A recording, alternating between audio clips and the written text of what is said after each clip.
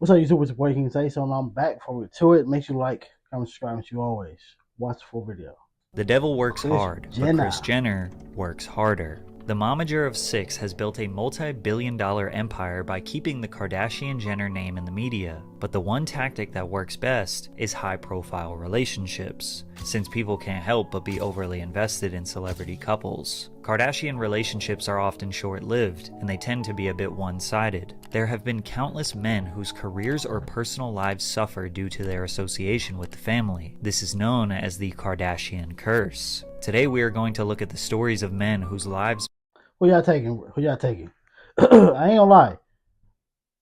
Throughout my years, bro, I've had a crush on all three of the daughters. I ain't gonna lie. They all done been. They all look good, the daughters, and then they all done had like a moment where one of them looked better than the other. Like currently right now, Courtney, I'm crushing. may have changed for the worse I'm because of crushing their on Courtney, relationship dog. with a It's Kardashian, bad. starting with Ray J. Ray J was a teenage R&B sensation. In 1997, when he was just 16 years old, his single, Let It Go, peaked at number 25 on the US Billboard Hot 100 after it appeared on the Set It Off soundtrack. He continued this momentum in 2001 with his second single, Wait a Minute, featuring rapper Lil Kim, which peaked at number 30 on the Billboard Hot 100 and helped establish Ray J as a mainstream R&B artist. He also ventured into acting, earning roles in popular sitcoms like Moesha and The Sinbad Show. He had every quality to be a multifaceted superstar in Hollywood. Then he met Kim Kardashian. During a brief musical hiatus, Ray J began dating Kim in 2003 after meeting her while she was working as a stylist for his sister, Brandy. The couple dated for 3 years, during which they made an explicit tape that would later catapult Kim into the spotlight. However, at this time, Kim was just another Valley girl whose only claim to fame is being the daughter of the lawyer who represented O.J. Simpson. So the public was generally unaware of their relationship. They separated sometime in 2006, and Ray J continued seeing the success of his recently released third studio album titled Radiation, featuring his most iconic single, One Wish. But it was after their breakup where things got bad for Ray J and great for Kim. But first, a word from our sponsor, Aura. Have you ever Googled your name and seen your Sorry, Patrick.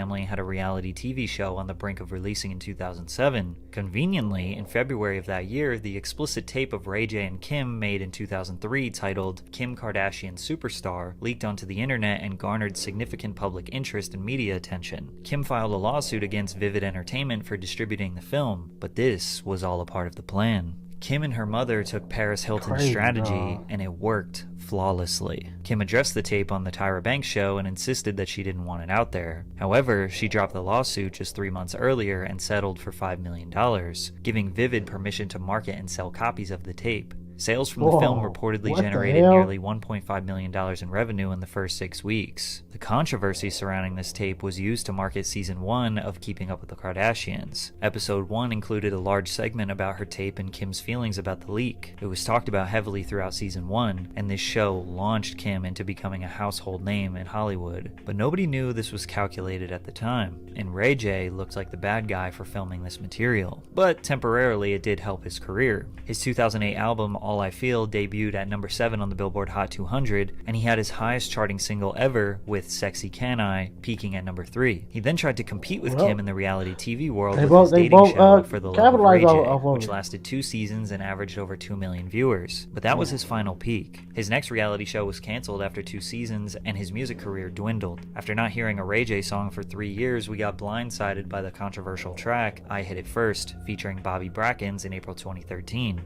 This song was very obviously about Kim, especially looking at the music video. The song peaked at number 51 on the Billboard Hot 100 and gave Ray J his first Hot 100 entry in years. Then Ray J reportedly sent Kim and Kanye a check that totaled his profits off the sex tape as a wedding gift, further taunting them. Although on the surface this seemed like a W for Ray J, it really just made him look jealous and desperate to get back into the spotlight. Aside from appearing on various reality shows over the years, Ray J's legacy is mostly known today not as an early 2000s R&B star, but rather the guy who made a tape with Kim Kardashian. Ray J was just a pawn to get Kim introduced to Hollywood, and he fell right.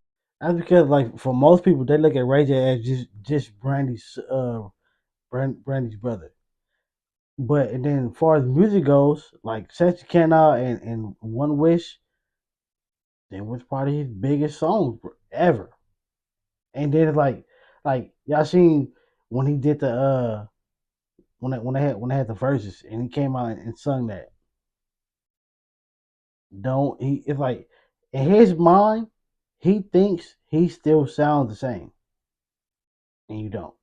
You don't. You are a young man back then. You're a much older guy now. The voices, especially what you done been through, life, water, drinking, eating. If you know, like, bro, all that takes a toll. Like, you do not sound the same, bro.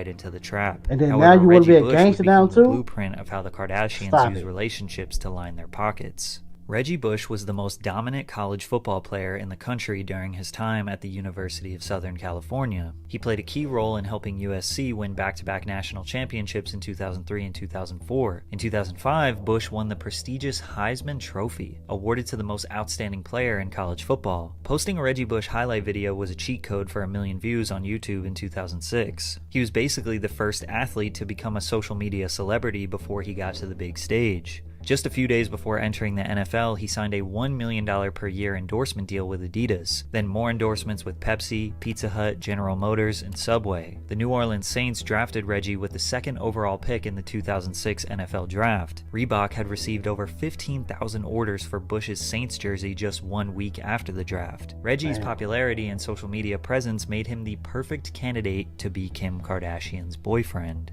During that offseason, Reggie attended the 2007 ESPY Awards, where he was introduced to Kim through a mutual friend. At the time, Kim was still dealing with the aftermath of her tape with Ray J and was gradually elevating to superstar celebrity status. They began dating shortly after, and their relationship was on full display and keeping up during season 2. In episode 9, Kim shoots a sexy calendar for Reggie, claiming it's for his eyes only, even though there are TV cameras recording the entire shoot for millions of fans at home. But then her mother Chris distributes the Yeah, I wouldn't have did this with my boy.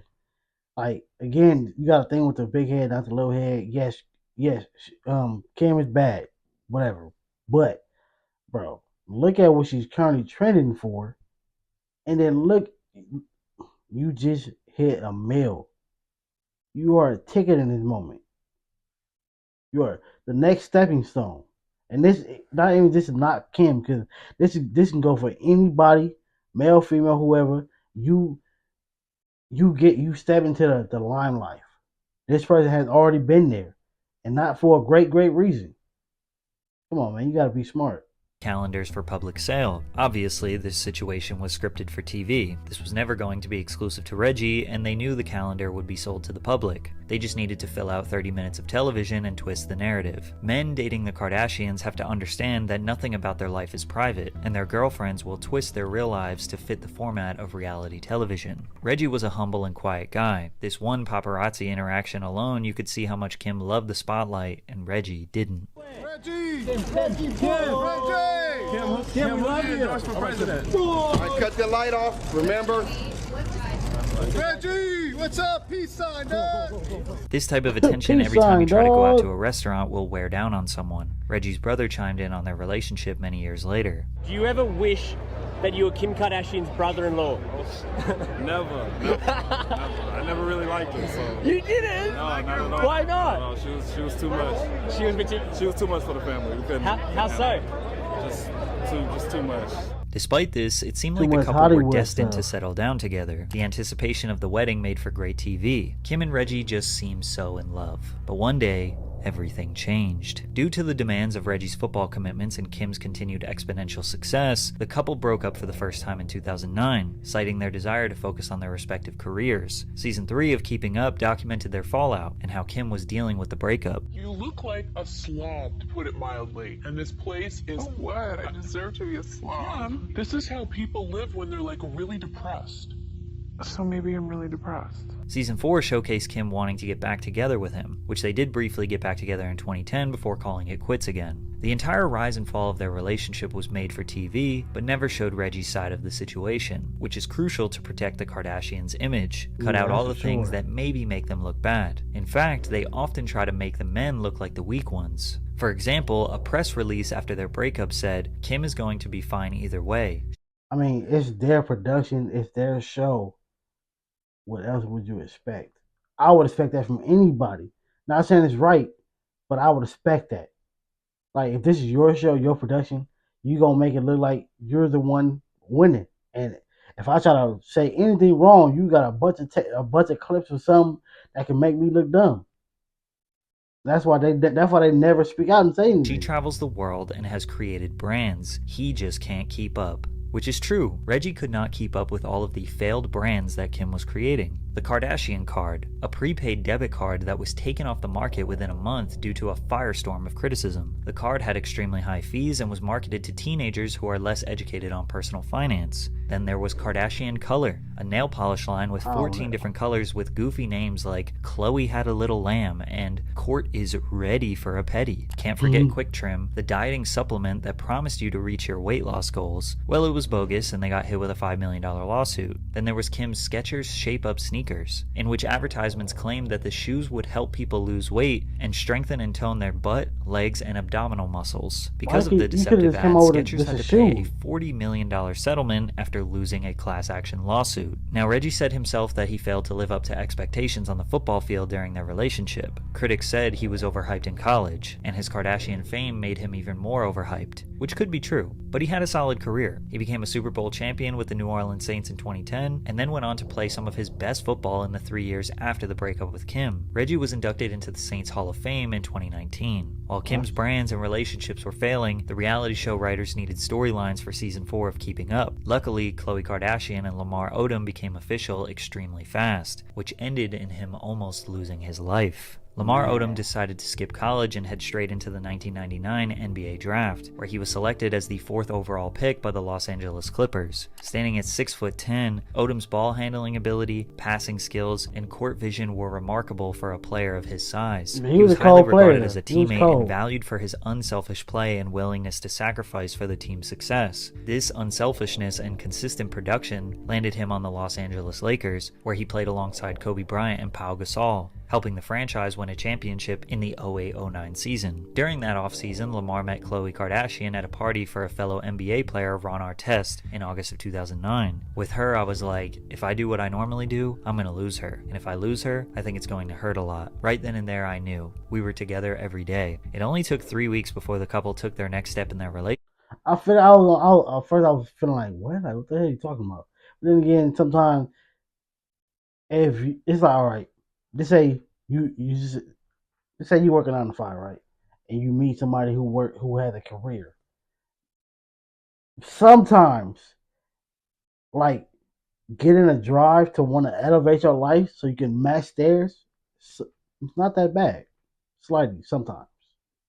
And got engaged. It may seem like it's a quickie wedding to everyone else, but Khloe knows what she wants. The proposal was recorded and aired on an episode of Keeping Up with the Kardashians, where Lamar began regularly appearing. Just 9 days after getting engaged, Lamar and Khloe tied the knot in September 2009. After the couple was officially married, they signed a deal to co-star on a new reality show, Khloe and Lamar, which would focus on their life together in the first year of their marriage. This relationship was great for business. Like many initially involved with the Kardashians, Lamar played great during the 2009-2010 NBA season, helping the Lakers secure back-to-back championships. His excellence on the court continued into the next season, and he was awarded the NBA's 6th Man of the Year. The couple's reality show, Khloe and Lamar, debuted on E! In 2011, which averaged about the same viewers as Keeping Up. During this time, Lamar and Khloe were one of Hollywood's more prominent power couples. Khloe may have even taken a bit of spotlight away from Kim. Fans were just obsessed with her and Lamar. Together, they'd create a his-her fragrance line, Unbreakable Love by Khloe and Lamar, along with various brand deals and sponsorships. Sadly, it was all about to come crashing down. Lamar's reputation as a reliable role player in the NBA was dwindling. From 2011 to 2013, he was traded twice. The initial trade from Los Angeles to Dallas is where Odom felt his career was over. That trade from the Lakers basically ended my career and purpose. I was never really myself ever again. Being in LA, the structure, the people I knew, it hurt leaving. I had great memories with the Lakers, with Kobe and Pau. That was a special time in my life. Now labeled a journeyman, Odom was experiencing career-low statistics on the court, and his personal life was even worse. Around mid-2013, cheating room. I feel like I don't like about the trades. Like, they should ask them. Like, mind you, we don't know if they did or not. But the way how when this thing came about, it didn't seem like he was asked. It seemed like they just, hey, you're being traded. But it's like, bro, like, how you know I want to leave? It's your team, but bruh, I'm here winning. How you? That's all. And then that'd be another thing about teams itself, especially when it comes to the Lakers. Like, they have a good winning team. Trade. First year didn't work out. Trade. Like, bruh, like you got to give these people time to build and work out. That's how. What was it called? What's that team called? Golden Gate. You know, Stephen Curry and them. Like, bro, them niggas was together for a long time, losing before they started winning like that.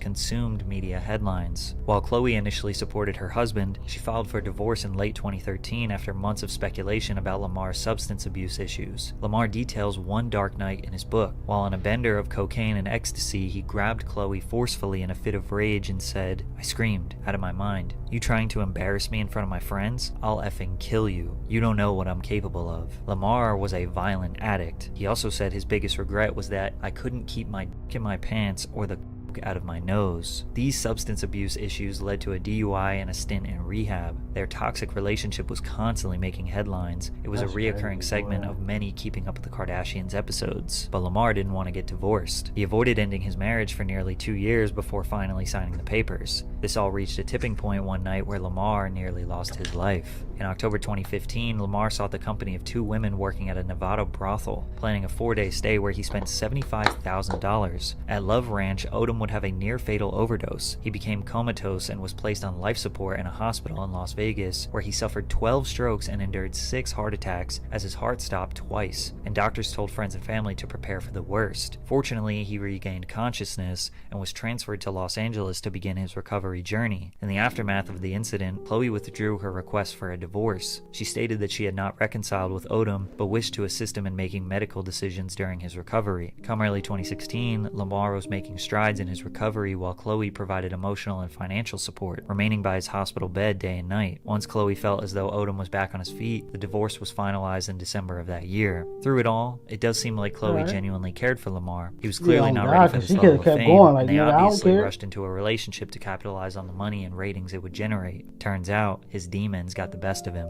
But he wasn't the only basketball player to fall victim to the Kardashians. That'd be a thing for a lot of people. A lot of people already have, an addiction.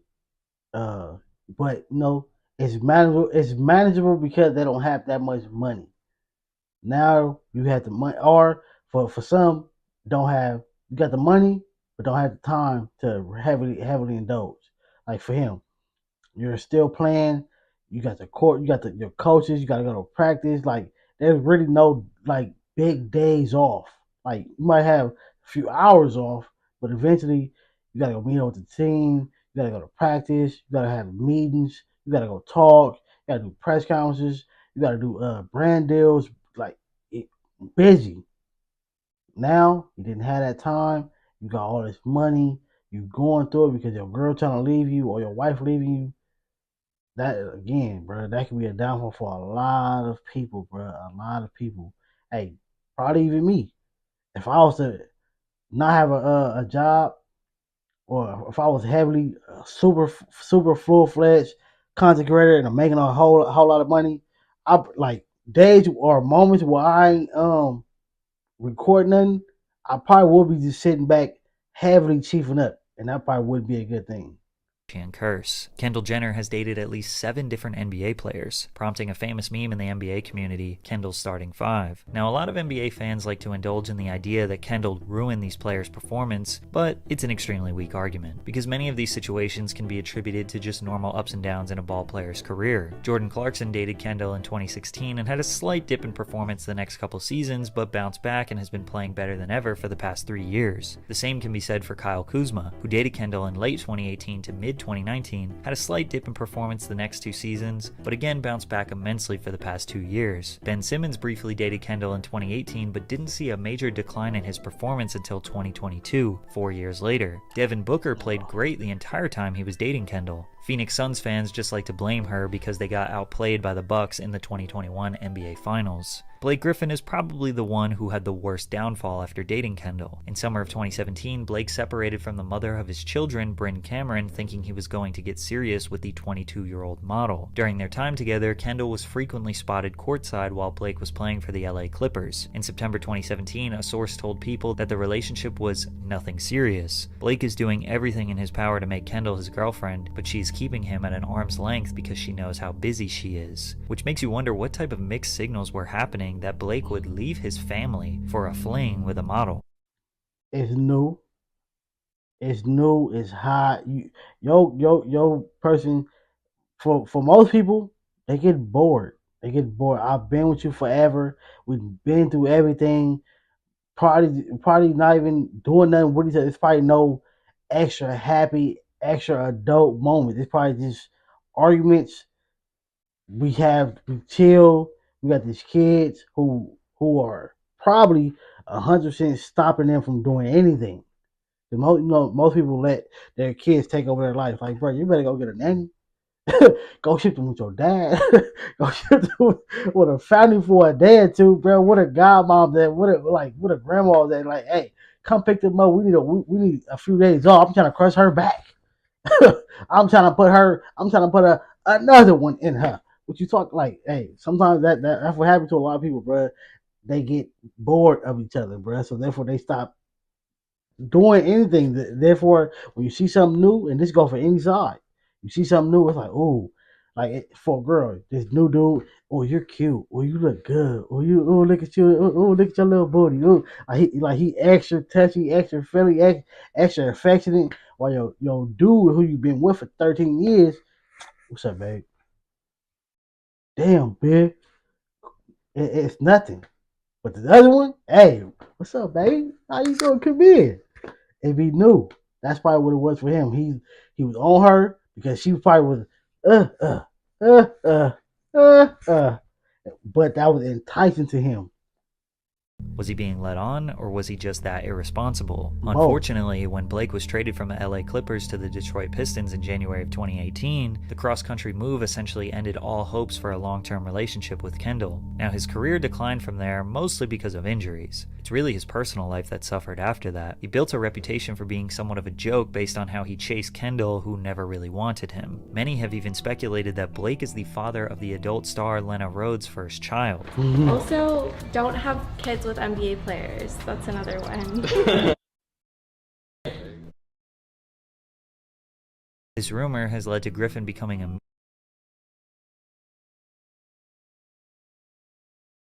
That's your baby. That's your baby, my boy. That's your baby, bro. He got your hair color. He got your forehead. I don't want to say the nose because I can't see it that clear, but he got your eyes. Yeah, that's his baby. That's his baby, bro.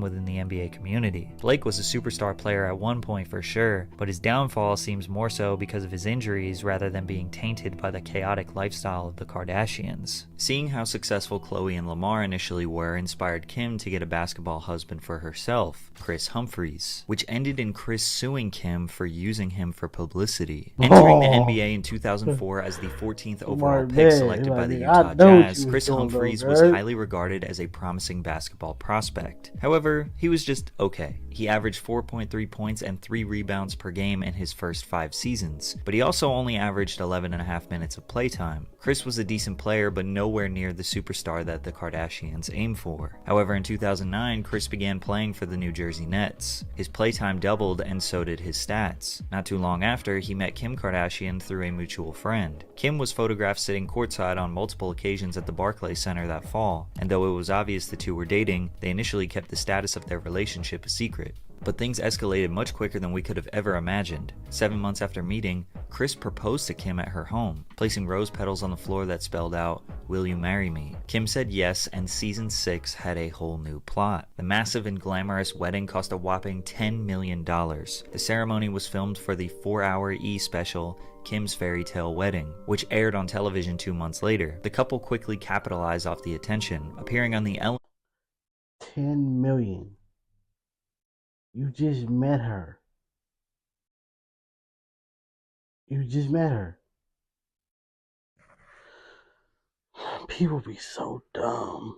So dumb. You just like, bro, in order for me to get married, we gonna be together for a while. I ain't talking about 5, 6, 7, 8 years. I ain't talking about all that. It's gonna be about 2, probably 2 or 3. We gotta make, because the first 6 months to a year, we're both.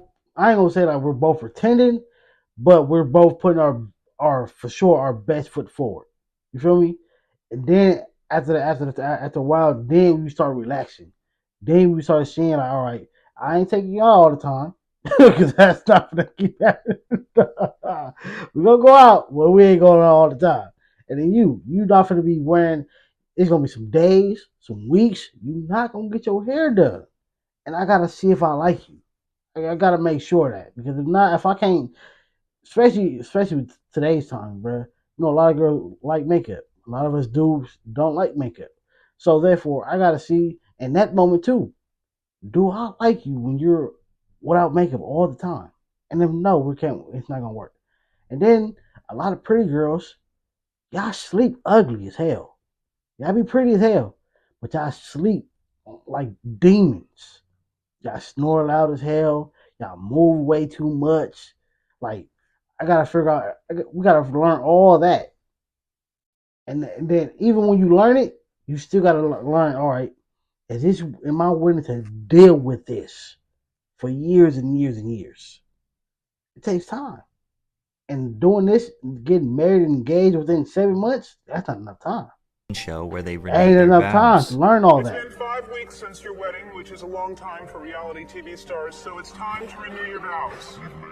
Unfortunately, Ellen's one-off comment foreshadowed their early demise, because Kim filed for divorce after just 72 days of marriage. For better, for worse, for richer, for poorer, in sickness and in health, until death do us part. Those are pretty serious promises, let alone a $10 million wedding. Kim said, "I hope this marriage was forever, but sometimes things don't work out as planned," which makes you wonder what the plan was. While Kim seemed content with parting ways, Chris revealed his own statement that he was not done fighting for the relationship. "I love my wife and I'm devastated to learn she filed for divorce." Kardashian fans immediately took Kim's side. They said Chris was always rude to her, and they could tell through the highly edited and scripted TV show that it obviously wasn't going to work out. For example, I'm just saying I want to raise my kids and live in LA. That's where I'm from. That's all I know. Maybe by the time you have kids and they're in school and all that, like, no one will probably care about you, let's be honest. obviously, this is a very rude and mean thing to say to your girlfriend. However, we don't know how much of this conversation was edited. What if right before this, Kim said, "Well, you're never going to be a Hall of Famer, so you should just quit." They also point to another clip during the wedding rehearsal. Please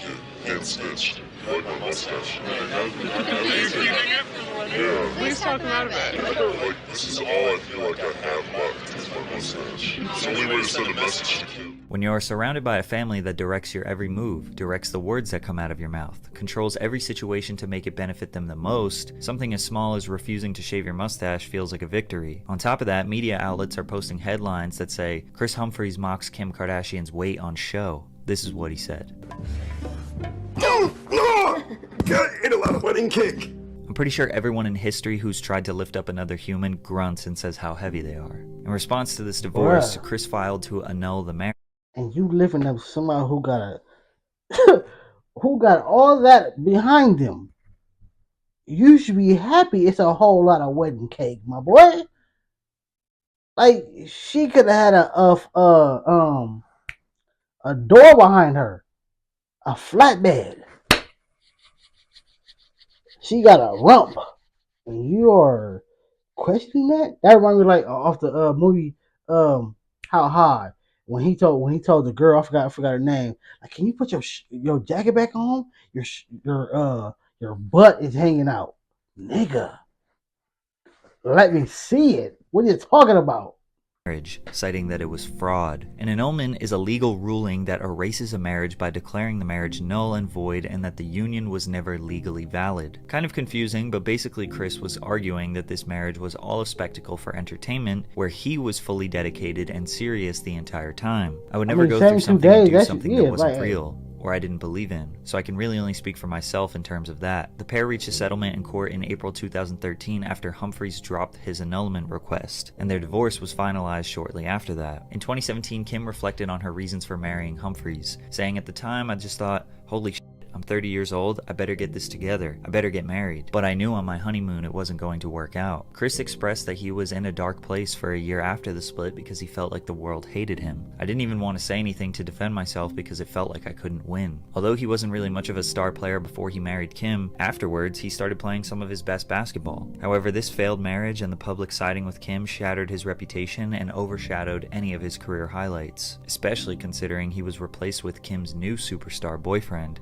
Kanye West. Kanye and Kim's fallout is easily the biggest and most catastrophic of them all. Their relationship alone could be its own video. Well, yeah, Trap Lord Ross did it in 3.5 hours. However, Kanye is trying to save his children from being used as pawns to become the successors of the Kardashian empire. Kris Jenner molded this formula of managing her kids' careers and capitalizing from their success. Ye doesn't want that to be done to his kids, because it has already begun. In November 2021, Kim Kardashian launched a joint TikTok account with her eldest daughter, North West. Kim and North accumulated more than 130,000 followers in less than 24 hours. People are now becoming fans of the 9-year-old. They claim she is exactly like Kanye, confident and unashamed of her attitude. Now, TikTok clearly states that the minimum age for a user is 13 years old, but they don't use age verifications when you sign up, plus Kim making this a joint account makes it seem like North has restricted access to it. We know this isn't true when North went live on TikTok by herself on her own personal phone. She ran into Kim's room where she said,